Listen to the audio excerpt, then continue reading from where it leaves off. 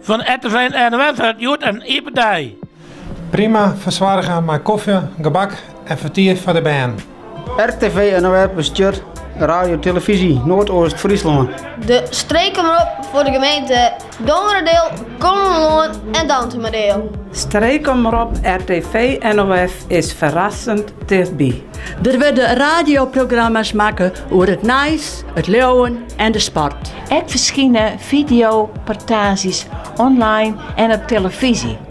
Daarnaast is er een website en kabelkranten met al het nieuws uit de regio.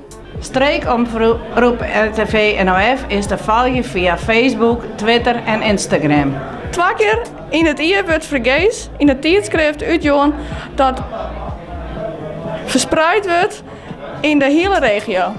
Grote evenementen, liek als admiraliteitsdagen, worden streekrecht op radio en televisie uitgestuurd. 28 jaar alleen verlien begon streekomroep RTV NOF als lokale omroep Noordoost-Friesland, beter bekend als de Woonhof. Het eerste radioprogramma werd in 1985 uitgestuurd. De zongende kraammachinist Willem Sonnema verzwaardigde deze muziekshow.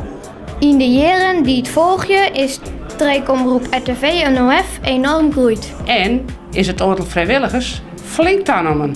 Zo'n Ierlien is de studio en de verlengingstationstraat in de Westveen ingebroek naam. De programma's worden zowel door de harkers, de bezoekers online en de zaakkundigen waarderen. Het leverde tal van onderscheidings- en awards op. De OLAN, de organisatie van lokale omroepen in Nederland, waardeerde 2 keer een productie van streekomroep RTV Noordoost-Friesland als beste productie van alle lokale omroepen in Nederland. De streekomroep van Noordoost-Friesland is de voor Elstien, dus ook voor die. Ek vrijwilliger worden, meld die gewoon.